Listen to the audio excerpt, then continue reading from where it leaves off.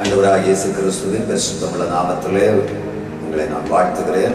இன்றும் ஆண்டவருடைய வார்த்தைகளை கேட்கும்படியாய் தெய்வ சமூகத்திலே கூடி வந்திருக்கிற உங்களை ஆண்டவர் ஆசீர்வதிப்பாராக.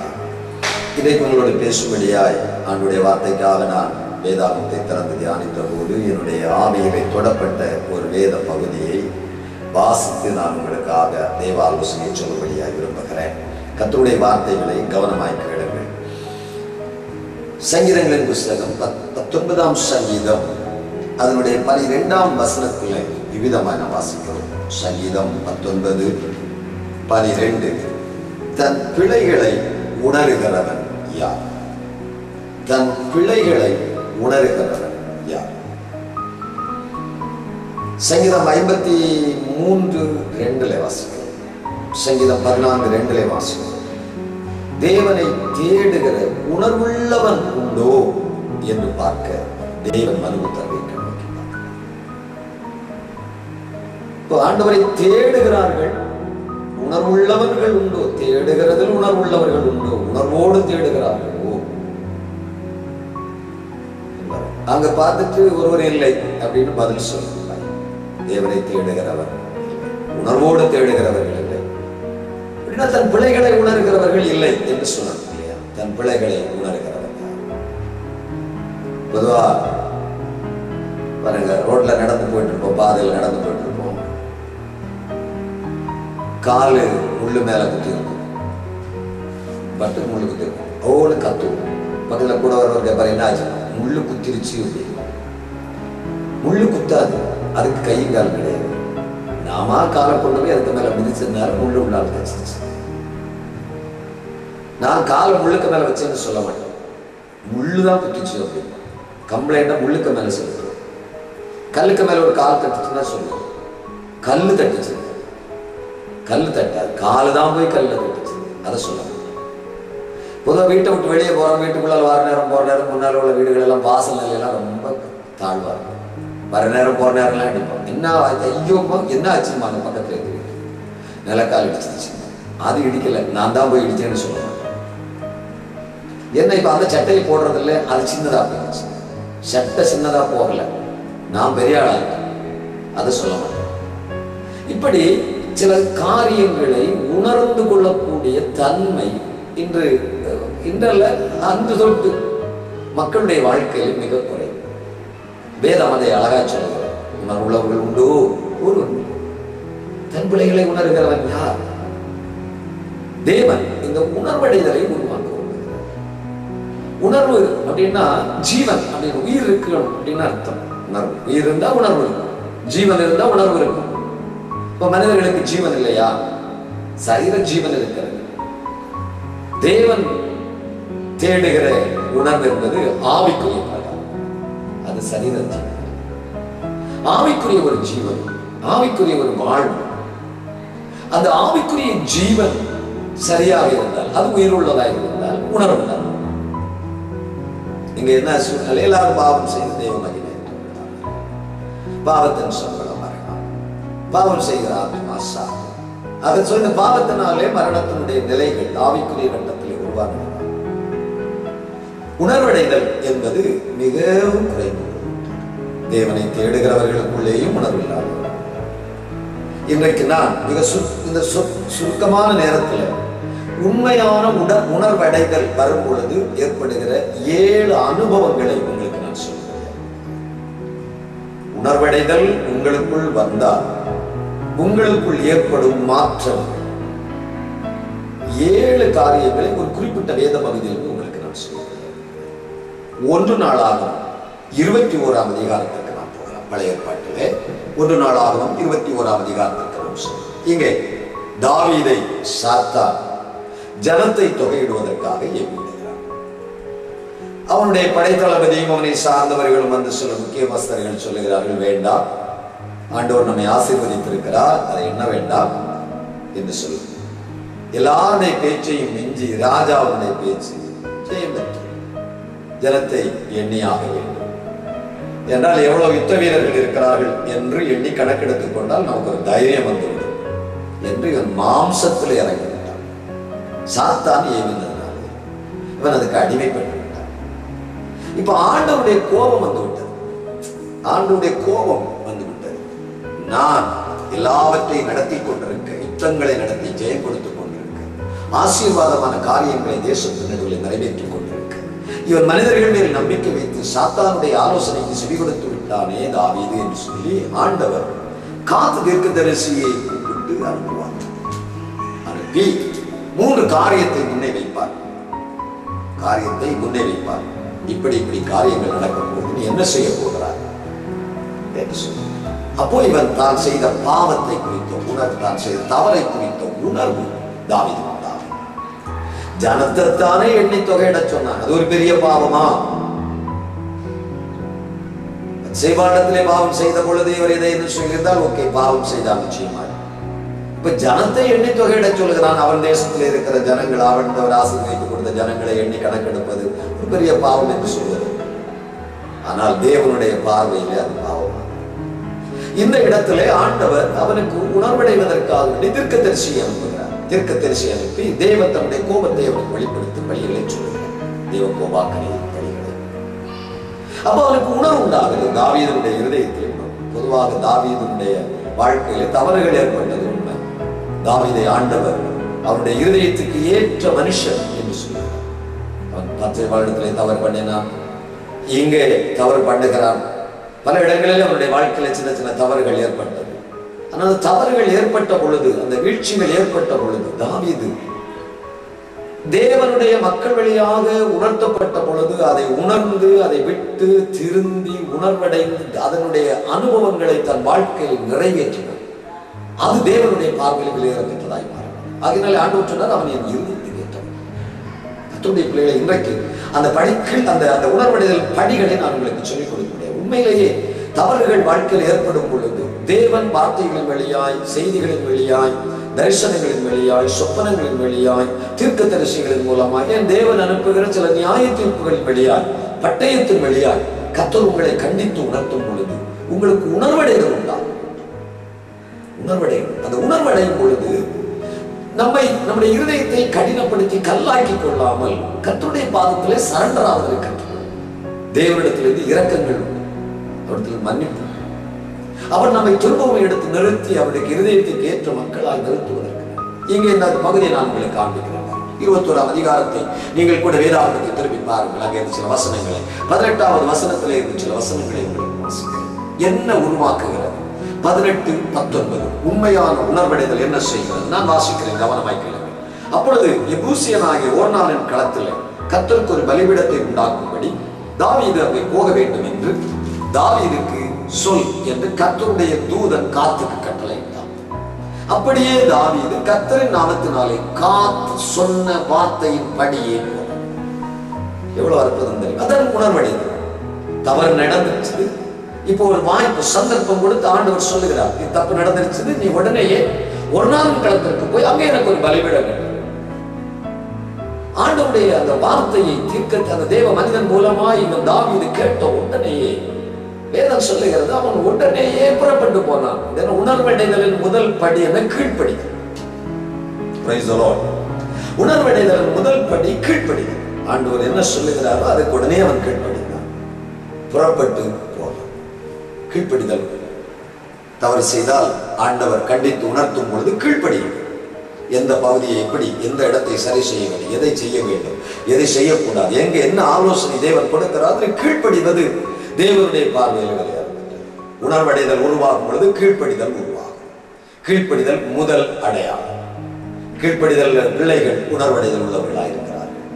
ஆராதனைகளிலே பங்கெடுப்பீர்கள், ஜெப கூட்டங்களிலே பங்கெடுப்பீர்கள். ஆண்டவருடைய வார்த்தைகளை கேட்கும் பொழுது யாருக்கோ என்று சொல்லாதபடி ஆண்டவர் கண்டித்து உணர்த்துகிற வார்த்தைகளை கேட்கும் பொழுது உங்களிடத்தில் இருக்கிற தவறுகள் சுட்டி காட்டப்படுமானால் அதற்கு உடனேயே சரண்டார்கள், கீழ்ப்படியுங்கள். அது தேவனுடைய பார்வையில் விளையாட பெற்றதும் உங்களுக்கு வருங்கால வாழ்வின் ஆசீர்வாதத்திற்கு வழியாகவும் ஆகும். கீழ்ப்படிதலை இரண்டாவதாக என்ன செய்வார்? இரண்டாவதாக அதே 18, 19 ஆண்டவர் என்ன சொன்னார்? நீ போய் எனக்கு ஒரு பலிபீடம் கட்டும்படியாய் அவனுக்கு சொல் என்பது தேவனுடைய வார்த்தை. 26வது வசனம், அங்கே கர்த்தருக்கு ஒரு பலிபீடத்தை கட்டி சர்வாங்க தகன பலிகளையும் சமாதான பலிகளையும் கர்த்தருக்கு செலுத்தினார். இங்க என்ன நடக்கிறது? பலிபீடம் கட்டுனா, பலிபீடம் கட்டுவதற்காய் சொன்ன உடனே கீழ்ப்படிந்து போனா, இப்ப பலிபீடம் கட்டுனா, கட்டி பலி செலுத்தினான். பலி செலுத்தினான், பலிபீடத்திலே வைத்தார். பலிபீடத்திலே வைத்தார். நம்முடைய வாழ்விலே ஏற்படக்கூடிய இவ்விதமான பலவீனங்களை பலிபீடத்திலே, நல்ல பாடல், பலிபீடத்தில் என்னை பாருங்க படைக்கிறேனே இந்த நாம் இந்த பாடியிருப்போம் இல்லையா? இன்றைக்கு இந்த செய்தியை கேட்டுக்கொண்டிருக்கிற உங்கள் வாழ்க்கையில் உண்மையான உணர்வடைதல் வரும் பொழுது இதற்கு பேர் என்னொன்று சொல்லலாம், அர்ப்பணிப்பு. ஃபுல் சரண்டர், முழுவதும் ஒப்பு கொடுத்தல், பலிபீடத்தில் அர்ப்பணித்தல். இது உண்டா? உணர்வடைதல் வரும் பொழுது கீழ்ப்படிதலோடு ஒப்பு கொடுத்தல் வரும், அர்ப்பணித்தல் வரும், பலியாகுதல் வரும், சிலுவையிலே அறையப்பட திரும்ப ஒப்பு கொடுத்தல், சிலுவைக்கு தன்னை முழுவதும் ஒப்பு கொடுக்கிற ஒரு அனுபவம். தேவன் அதை விரும்புகிறார். தவறு செய்தவர்கள் திருந்தி வருவதையே தேவன் எப்பொழுதும் விரும்புகிறார். அதை தேவன் கண்டித்து உணர்த்துகிறார். உணர்வடைகிற கிருபை நமக்கு வேண்டும், உணர்வுள்ள இருதயம் நமக்கு வேண்டும். நான் ஒரு பாவம் செய்யவில்லை என்று சொல்லக்கூடிய மாறுதட்டக்கூடியவர்கள் உலகத்தில் வருகிறார். நீதிமான் ஒருவனாகி வேற விதமாய் நமக்கு அழகாய் வழி சொல்லுகிறது. இன்றைக்கு ஆண்டுடைய வார்த்தை கேட்கிறவங்களுடைய வாழ்க்கையில் உணர்வடைதல் இருக்குமானால், உணர்வடைகிற உணர்வுள்ள அனுபவம், உணர்வுள்ள ஆவி, உணர்வுள்ள வாழ்க்கை உங்களுக்குள்ள இருக்குமானால், உங்களை பலிபீடத்திலே அர்ப்பணித்தல், ஒப்பு கொடுத்தல் உங்களிடத்திலே, அது உங்களுடைய வாழ்விற்கு லேற பெற்றதும் ஆசீர்வாதம். தேவன் அதை நாங்க என்ன சொல்லுகிறோம்? தகன பலி, பலிபீடத்திலே கட்டி சர்வாங்க தகன பலிகளையும் செலுத்தினான். சர்வாங்க தகன பலி, சர்வ அங்கம் பலியாகுதல். அவர்கள் சொல்லுவார் கலாத்தியர்களே, கிறிஸ்துவுடனே கூட சிலுவையில் அறையப்பட்டார். பாவிகள் எல்லாம் பிரதான பாவிகள். அந்த நீதிமான் என்றே சொல்லவில்லை, பாவிகள் எல்லாம் பிரதான பாவிகள். ஆனால் ஒரு நாள் வந்த பொழுது நான் என்னை சிலுவையிலே கிறிஸ்துவோடு கூட அறையப்பட்டேன். எனக்கு ஒரு உணர்வு உண்டான, ஐயோ அதமானே, பாவியாகிய மனுஷன், நிர்பந்தமான மனுஷன், நம்ம ஏழலை கதறுகிறான். நன்மை செய்யணுங்கிற எண்ணம் இருக்குது, நன்மை செய்வதின் இடத்துல இல்லை. ஏன் இல்லை? இடத்துல பாவம் இருக்கிறது. என்ன வழி? நிர்பந்தமான மனுஷனாக இருக்கிறேன், எனக்கு ஒரு விடுதலை வேண்டுமே. உணர்வுள்ள இருதயம், விடுதலைக்கு வழி என்ன? ரோமர் 8ஆம் அதிகாரம் 2வது வசனம், கிறிஸ்துவினுடைய ஆவி, ஜீவனுடைய ஆவியின் பிரமாணம் என்னை பாவம் மரணம் என்பதில் விடுதலை ஆக்கின்றது. எப்படி? சிலுவையின் வழியாக எழுதப்பட்டது. சிலுவையில் என்னை பலியாக ஒப்புக் கொடுக்க அது என்னை வழிநடத்தி. இந்த செய்தியை கேட்கிற ஒரு வாழ்க்கையில் எந்த அளவுக்கு ஒப்பு கொடுத்திருக்கிறீர்கள், அல்லது அர்ப்பணித்திருக்கிறீர்கள், அல்லது பலியாகி இருக்கிறீர்கள், அல்லது சிலுவையில் அறையப்பட்டிருக்கிறீர்கள். கிறிஸ்துவ சிலுவையில் அறையப்பட்டார். வாழ்வது நான் அல்ல, கிறிஸ்துவை, கிறிஸ்துவோடு கூட நானும் சிலுவையில் அறையப்பட்டேன். உணர்வடை. மூன்றாவதாக உணர்வடைதல் படிகள் எப்படி இருக்கிறது பார்க்கலாம். 22வது வசனத்தை வாசிக்கிறோம். 22வது வசனம். அப்பொழுது தாவீது ஒன்னாரை நோக்கி, இந்த களத்தின் நிலத்திலே நான் கர்த்தருக்கு ஒரு பலிபீடத்தை கட்டும்படி அதை எனக்கு கொடு, வாதை ஜனத்தை விட்டு நிறுத்தப்பட எனக்கு அதை பெரும் விலைக்கு கொடு என்றார். ஒரு நாள் பலிபீடம் கட்டணும், ஆண்டவருடைய வார்த்தைக்கு கீழ்ப்படிந்து போய்விட்டார். பலிபீடம் கட்டணும். அங்கே ஒரு நாள் இவரை எதிர்பார்த்த உடனேயே எதற்காக வருகிறார் என்று கேட்டோடனே தாவீது உண்மை விஷயத்தை சொல்லிவிட்டார். ஒரு நாள் சொல்லுகிறான், அப்படியானால் இங்க நிலம் இருக்குது, மாடு இருக்குது, விறகு கட்டைகள் இருக்குது, தாராளமாக பலி செலுத்தலாம், எல்லாம் இலவசம். ஆனா தாவீது சொல்லுகிறான், நான் இங்கே அதை செய்ய முடியாது, நான் அதை பெரும் விலைக்கு வாங்குவேன், அதை கொடு அப்படின்னு சொல்கிறார். 23வது வசனத்திலே அதை அழகா எழுதுகிறார். தாவீது 24வது வசனத்தில் என்ன சொல்லுகிறாரு? ஒரு நன்மைக்கு அப்படி அல்ல, நான் உன்னுடைய இலவசமாய் வாங்கி கர்த்தருக்கு தர்மாங்க சகத்தை பலியிடாமல் அதை பெரும் விலைக்கு வாங்குவேன். இலவசம் என்பது ரட்சிப்பு தான். இலவசம், ரட்சிப்பு தான் இலவசம். நமக்கு இப்ப எல்லாமே இலவசமா இருக்கு. இங்க இன்னொரு முக்கியமான காரியத்தை பார்க்கிறார். அது என்ன தெரியுமா? கிரயம் செலுத்துதல். உணர்வடைதல் வரும் பொழுது கிரயம் செலுத்துவதற்கு தயங்கம். எந்த கிரயமும் அதற்காக செலுத்துவதற்கு நாம் பயப்பட மாட்டோம், தயங்க மாட்டோம். கிரயம் செலுத்துவதற்காக இயேசு தன்னை கிரயமாக நமக்கு கொடுத்தார். அவர் உணர்வடைந்தவர்கள் அல்ல கொடுத்தார், அது நம்மை மீட்கும் பொருளாய் தன்னை கிரயமாய் கொடுத்தார். நம்ம எல்லாரும் நம்முடைய வாழ்க்கையின் நிலைகளை உணர்ந்து திரும்பும் பொழுது நம்மை கிரயமாகும். நம்மை மட்டுமல்ல, நமக்கு உண்டானவைகளை கிரயமாய் செலுத்துவதற்கு. அது பணமாக இருக்கலாம், நேரமாக இருக்கலாம், நம்முடைய தாளந்துகளாக இருக்கலாம், நம்முடைய திறமைகளாக இருக்கலாம், நமக்குள்ள இருக்கிற ஆவிக்குரிய வரங்களாக இருக்கலாம். எதுவானாலும் கர்த்தர் நமக்குள்ளே வைத்திருக்கிறவைகள் உணர்வடையும் பொழுது அவைகளை நாம் கிரயம் செலுத்துவோம். கிரயம் கொடுக்கிறது, தயங்கம். உணர்வடைகிற பிள்ளைகளால் மட்டும்தான் அதை செய்ய முடியும். எல்லாராலையும் செய்ய முடியாது. கிரயம் கொடுக்க முடியாது. அளந்து பண்ணுவாங்க, அளவோட பண்ணுவாங்க கிரயம். அது ஆண்டவருடைய பார்வையில். நீங்க ஏதாவது சொல்ல அந்த பேருமலைக்கு நான் ஒன்றும் இலவசமாக வாங்கி பண்ண முடியாது. கர்த்தருக்காக நான் செய்யப்படுறேன். அது மிக தேவையானது. நான்காவதாக, மிக வேகமாய் போகிறேன். நான்காவதாக 13, 16, 17 வசனங்களை வாசிக்கிறோம். 3 வசனங்களை வாசிக்கிறோம். அப்பதான் அந்த சம்பவம் புரியுது. 3 வசனங்கள். அப்பொழுது தாவீது காத்தை நோக்கி, கொடிய இடுக்கடல் அகப்பட்டிருக்கிறேன், இப்போது நான் கர்த்தருடைய கையிலே விழுவேனாக. அவருடைய இரக்கங்கள் மகா பெரியது, மனுஷர் கையில் விழாதிருப்பேனாக. 16வது வசனம். தாவீது தன் கண்களை ஏறெடுத்து பூமிக்கு வானத்திற்கு நடுவே நிற்கிற கர்த்தருடைய தூதன் முருகன பட்டயத்தை தன் கையில் பிடித்து அதை எருசலேமில் மீட்டியிருக்க கண்டார். அப்பொழுது தாவீது மூப்பர்களும் ரெட்டு போட்டுக் கொண்டு முகம் குப்புற விழுந்தார். 17வது வசனம். தாவீது தேவன் நோக்கி, ஜனத்தை என்ன சொன்னவன் நான் அல்லவோ? நான் தான் பாவம் செய்து பொல்லாப்பு நடப்பித்தேன். இந்த ஆடுகள் என்ன செய்தது? என் தேவனாகிய கர்த்தாவே பாதிக்கும்படி உம்முடைய கரம் என்று சொல்லி 3 வேத பகுதிகளிலே மிக முக்கியமான ஒரு கருத்தை நாம் வாசிக்கிறோம். என்ன? நான் கர்த்தருடைய கையிலே போய் விடுவேனாக. தவறு செய்து விட்டேன், இரக்கத்திற்காய் கதறுகிறான். தேவனுடைய இரக்கம் எனக்கு கிடைக்கணும். நான் தவறு செய்து விட்டேன், நான் தவறு செய்து விட்டேன், நான் தவறு செய்து விட்டேன். தேவனுடைய இரக்கம் எனக்கு கிடைக்கணும். கதறுகிறான் தேவனுடைய மனுஷன். உணர்வடைதல் வரும் பொழுது தேவனுடைய பாதத்தில் அவருடைய இரக்கத்திற்காய் கதறுவோம். தேவனுடைய இரக்கத்திற்காய் கெஞ்சுவோம். ஆண்டவருடைய இரக்கத்திற்காக அவருடைய பாதப்படியிலே காத்தோம். தேவனுடைய இரக்கத்தை பெறுவதற்காக கிருபாசனத்தில் கிட்டி செய்தீர்கள் என்று எபிரேயராக சொல்கிறார். அவருடைய இரக்கம் பெற்ற சந்ததி பாக்கி உள்ளது. கர்த்தர் இரக்கமும் மகா கிருபை ஊக்கம் உள்ளவர்கள். அந்த இரக்கத்தை பெறுவதற்கு நம்முடைய பாதத்தில் விழுந்து கெஞ்சி கதறணும். அனுபவம் உணர்வடைந்தவர்கள், உணர்வுள்ள இருதயம் இருக்குமானால் தேவனுடைய பாதத்தில் போய் விழுந்து கதறுவான். ஆண்டவரே உடைய இரக்கம் என் மேலே, குடும்பத்தின் மேலே, பிள்ளைகள் மேலே. தேவனுடைய இரக்கம் அது மகா பெரியது. கர்த்தருடைய இரக்கங்கள் மகா பெரியது. அவருடைய இரக்கம் பெற்ற சந்ததி பாக்கியம். தேவனுடைய இரக்கம் உங்களுக்கு உங்கள் பிள்ளைகளுக்கு கிடைக்கும். உணர்வடைதல் இருதயம் இருக்கும் பொழுது இரக்கத்திற்காக அந்த மக்கள் கதறுவார்கள். 5வதாக 21ஆம் அதிகாரத்தில் 3வது வசனம், 13வது வசனம் இல்லையா? அங்கே சொல்லப்பட்டிருக்கிறது கர்த்தருடைய அந்த பட்டயத்தை குறித்து அவர் சொல்லும் பொழுது, கர்த்தருடைய பட்டயம், அந்த பட்டயத்தை குறித்த பயம் அவனுக்கு வருகிறது. இது தெய்வ பயம். ஆண்டவருடைய இந்த பட்டயம், ஆண்டவருடைய கோபம் வந்தால் என்ன சம்பவிக்கும் என்ற செய்தி அவனுக்கு வந்த பொழுது அந்த பயம், உணர்வடைதல் வரும் பொழுது தெய்வ பயம். உணர்வுள்ள இருதயம் எங்கே இருக்குதோ அங்கே தெய்வ பயம் இருக்கும். யோசேப்புக்கு அது இருந்தது. யோசித்து, ஐயோ நான் எப்படி இதை செய்வேன்? தானியேல் அவன் நண்பர்கள் அவர்களுக்குள்ளால் இது இருந்தது இல்லையா?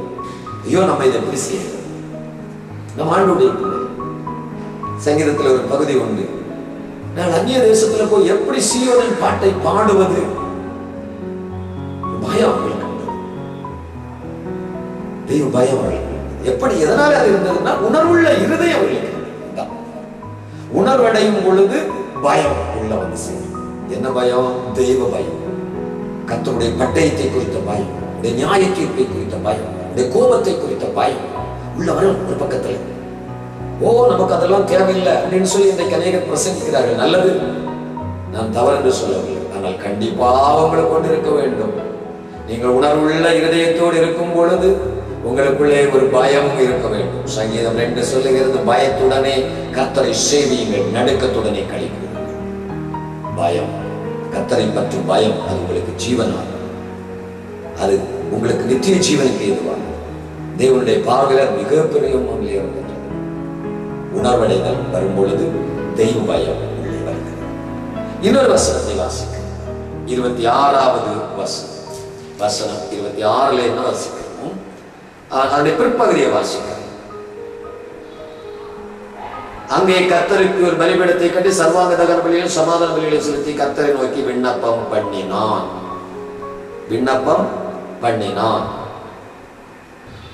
இந்த விண்ணப்பம் எப்படி பண்ணுகிறான்? முந்தின பகுதியில ஒரு இடத்துல நான் வாசிக்கிறோம் இல்லையா? முந்தின பகுதியில வாசிக்கிறோம், இந்த ஆடுகள் 17வது வசனம் என்ன செய்தது? என் தேவனாகிய கர்த்தாவே, நான் பாவம் செய்தேன். அது ஏன் மேல இந்த ஆடுகளுக்கு மேல வரக்கூடாது. என்ன? இது பரிந்துரை ஜெபம், தேசத்திற்கான பரிந்துரை ஜெபம். தேவ கோபம் ஜனத்தின் மேல் வந்து விடக்கூடாது. தவறு செய்தது நான், எனக்கு வர வேண்டிய தண்டனை பரிசுத்தத்தினால என் தேசம், என் குடும்பம், என்னை சார்ந்தவர்கள் யாரும் பாதிக்கப்படும். மற்றவர்களுக்காக பரிந்துரை செய்கிற ஒரு ஜெபம் உண்டாகும். யாருக்கு உண்டாகும்னா, உணர்வுள்ள இருதயம் வருகிற பொழுது இந்த மன்றாட்டு ஜெபம் வர ஆரம்பிக்கும். இந்த பரிந்துரை ஜெபம் விண்ணப்பம் வரும். மற்றவர்களுக்காக ஜெபிக்கிற அந்த ஜெபம் வரும். ஆண்டவர் கோபம் அவங்க மேல வரக்கூடாது, ஆண்டவருடைய சாபம் அவங்க மேல வரக்கூடாது, தேவன் தேசத்தை அழிக்கக்கூடாது, திறப்புல நிக்கணும் அப்படிங்கிற அந்த கிருபை எப்ப வரும்? அந்த உணர்வுள்ள இருதயம் உள்ள பிள்ளைகளுக்கு தான் வரும். மற்றவங்களுக்கு வர்றாங்க. இவரோட சாமர்த்தியத்துல ஜெபிக்கலாம், வேற அறிவுத்திறமையில ஜெபிக்கலாம். தேசத்துக்காக எல்லா மாநிலத்துக்கு பேரையும் சொல்லலாம், எல்லா தேசங்களுக்கு பேரையும் சொல்லலாம், எல்லா ஜாதிகளுக்கு பேரையும் சொல்லலாம், எல்லா இடத்துல புள்ளி வர கணக்கையும் சொல்லலாம். அந்த அறிவு கூர்மையில ஜெபிக்கிற ஜெபம் வேற. நான் அதை சொல்லல. உணர்வடைந்து ஜெபிக்கிற ஒரு ஜெபம் உண்டு. அது கதரும். கர்த்தருடைய பாதத்துல போய் விழுந்து கதரும், பலிபீடத்திலே வைத்து கதரும். ஐயோ ஆண்டவரே, ஜனங்கள் மேல ஜனங்களுக்காக கதறுகிற ஒரு கதறு. அந்த கதறுதல் உணர்வடைகிற பிள்ளைகள் இல்ல, இருதயம் உள்ள பிள்ளைகளுடைய வாழ்க்கையில், உங்களுடைய வாழ்க்கையில் அது திரும்ப வேண்டும். செய்தியை கேட்டுக்கொண்டு உணர்வுள்ள ஒரு இருதயம், உணர்வுள்ள ஒரு அபிஷேகம், உணர்வுள்ள ஒரு ஆவி வேணும், உணர்வுள்ள ஒரு ஆத்துமா வேணும், உணர்வுள்ள ஒரு சரீரம் வேணும். கர்த்தருடைய ஆசீர்வாதம். 7வது கடைசியாக 26, 27 வாசிக்கும் பொழுது என்ன சொல்லுகிறார்? 26ல நான் வாசிக்கிறோம், விண்ணப்பம் பண்ணினான். அப்பொழுது வானத்திலிருந்து சர்வாங்க தகன பலிபீடத்தில் இறங்கின அக்கினியினால் மறுஉத்தரவு கொடுத்தது இல்லாமல் தேவதூதன் தன்னுடைய பட்டயத்தை உரையிலே திரும்ப போட வேண்டும் என்று கர்த்தர் அவனுக்கு சொன்னார். இப்ப என்ன வந்துச்சு? உருவன பட்டயம் திரும்ப உரைக்குள்ளாக போயிடுச்சு. தேவன் சமாதானத்தை கட்டளையிடுகிறார். இப்ப இங்க என்ன? ஆண்டவருடைய பிள்ளைகள் உணர்வடைதலோடு வரும்பொழுது சமாதானத்தை உருவாக்கி விடுகிறார்கள், தேவ கோபத்தை ஆக்கி விடுகிறார்கள், கர்த்தருடைய பட்டயம் திரும்ப உரைக்குள் போகும்படி செய்து விடுகிறார்கள். இதற்கு பேர் தான் சமாதான உறவு. தேவனுக்கும் மனிதனுக்கும் சமாதான உறவு உருவாக்கி விடுகிறார்கள். உணர்வடைதல் இருக்கிற இடத்திலே தெய்வ சமாதானத்திற்கு வழியுண்டாயிருக்கிறது. அவர்களுக்கும் தேவனுக்கு நடுவே சமாதானம் உண்டாயிருக்கிறது. இந்த அருமையான நேரத்தில் ஆண்டவர் உங்களுக்கு அந்த புதிய கிருபைகளை தரட்டும். உங்களுடைய வாழ்க்கையில் தேவனுக்கு உங்களுக்கு சமாதான உறவு உண்டோ என்று சொல்லி பாருங்கள். நேரம் மிக சொற்பமாக இருந்ததுனால இந்த செய்தியை சுருக்குகிறேன். 7 முக்கியமான படிகள் உண்டு. என்ன? கீழ்ப்படிதல், பலிபீடத்திலே ஒப்பு கொடுத்தல், கிரயம் செலுத்துதல், தேவனுடைய இரக்கத்திற்காய் கதறுதல், கர்த்தருடைய குறித்து கர்த்தருடைய பட்டயத்தை குறித்த பயம் உடன்பெறுதல், மற்ற ஜனங்களுக்காக பரிந்துரை ஜெபம், மன்றாட்டு ஜெபம் செய்தல், தேவ சமாதானத்திற்கு வழிவகுத்தல். இவைகள் 1 நாளாகவும் 21ஆம் அதிகாரத்திலே ஒரு தேவ மனிதனுடைய உணர்வடைதலின் வழியாக வெளிப்படுத்தப்பட்ட அனுகூலமான பாதைகள். அவைகளை கர்த்தர் நாம் கற்றுக் கொடுத்திருக்கிறார். நாம் இந்த அனுபவமான பாதைகளுக்குள்ளே நமக்கு எப்பொழுதும் உணர்வுள்ள அந்த இருதயம், இந்த அனுபவங்களை நம்மளை பெறுக, சமாதான உறவு கர்த்தரோடு நமக்கு விளங்க கர்த்தர் நமக்கு கிருபை தருவாராக. கண்களை முடிச்சு கிருபையுள்ள பரலோக பரிசுத்த பிதாவே, உணர்வுள்ளவன் உண்டோ என்று தேடுகிறேன். ரோமர் 1:21 வாசிக்கிறோம், அநேகருடைய இருதயம் உணர்வடையில்லாத இருதயமாக இருக்கிறது என்று சொல்லப்பட்டிருக்கிறது.